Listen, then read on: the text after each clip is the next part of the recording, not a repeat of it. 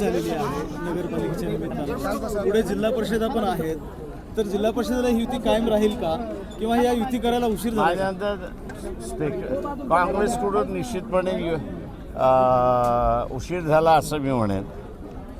2014, 2019, 2024 या दरम्यान जर झाली असती तर BJP कुठेही दिसली नसती अशी परिस्थिती आहे. पण देर आहे दुरुस्त आहे, बदल आम्ही घडू अशी असणारी परिस्थिती आहे. ट्रम्प सातत्यानं जो काही टीका करण्याचा जो विषय आहे तो सातत्यानं चर्चेला जातो काँग्रेसकडनं किंवा वडील आघाडीकडनं, मात्र भाजपचं कोणी पुढे येऊन बोलायला तयार नाही, ट्रम्पला उत्तर पण देत नाही. असं ते देऊ शकत नाही आहेत. याचं कारण ज्या दिवशी ते द्यायला सुरुवात करतील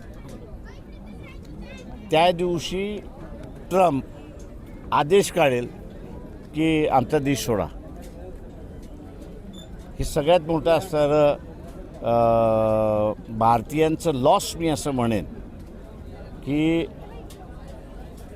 मोदीला पंतप्रधान करून त्यांनी जगभरामधल्या प्रवास करून भारतीयांना तिथं जे एकत्र केलं किंवा त्याचं केलं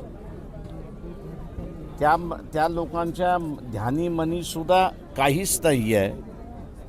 पण एकत्र झाल्यामुळे तिथल्या देशातल्या लोकांच्या मनामध्ये पाल चुचुकली की एवढ्या मोठ्या प्रमाणात भारतीय आपल्या देशामध्ये आहेत, आत्तापर्यंत शांततेने राहिलेले आहेत. उद्या मोदीने ह्यांना इलेक्शनमध्ये उतरवलं तर आपलं सरकार आपल्या लोकांवरती आधारित राहणार नाही, तर जे निर्वासित म्हणून जे आहे त्या निर्वासितांचं सरकार होईल. या भीतीपोटी ट्रम्प ह्या सगळ्या गोष्टी करतोय. आणि याच्यामध्ये जे बाहेर गेलेले आहेत संघाचे 60% संबंधित आहेत. आणि आता आपण बघत असाल की हे सगळे ओव्हरसीज इंडियन सिटिझन जे आहेत ते आता मोदीच्या विरोधात बोलायला लागलेले आहेत. माझं एवढंच म्हणणं आहे भारतीय मतदाराला की भारतीय माणूस हा शांतताप्रिय आहे. तो कुठल्याही सरकारमध्ये ढवळाढवळ करत नाही. त्याच्यावरती आज जी अनिश्चिततेची परिस्थिती जी आणली ती नरेंद्र मोदींनी आणलेली आहे. त्याच्यामुळे जेवढा लवकरात लवकर आपण नरेंद्र मोदीचा बंदोबस्त करू तेवढे ती लोक शांततेने राहतील.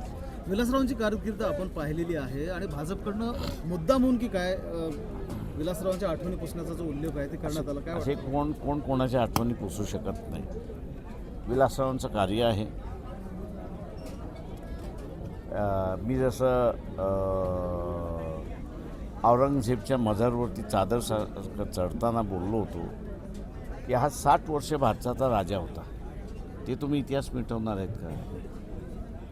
माझ्या माहितीप्रमाणे 84पासून विलासराव देशमुख मंत्री होते आणि 97-98मध्ये ते मुख्यमंत्री दिले. हा इतिहास तुम्ही मिटवणार आहात का? तर अजिबात मिटवू शकत नाही. त्याच्यामुळे हे जे इतिहास मिटवण्याचे जे आहेत त्यांचाच मुळात इतिहास नसतो अशी परिस्थिती. वंचित बहुजन आघाडी आणि काँग्रेस एकत्र आल्याचा काय फरक जाणवला तुम्हाला आता सभेमध्ये आणि मी असं आम्ही 3 ठिकाणी युती केलेली आहे. एक मुंबई, नांदेड आणि लातूर. मुंबईची जी काँग्रेस कमिटी आहे तिला या युतीचा बेनिफिट घेता आला नाही. पण नांदेड आणि लातूर या 2 ठिकाणचं जे आहे कदाचित नगरपालिका ह्या युतीकडे येईल अशी परिस्थिती आहे. थँक्यू. चालेल, थँक्यू.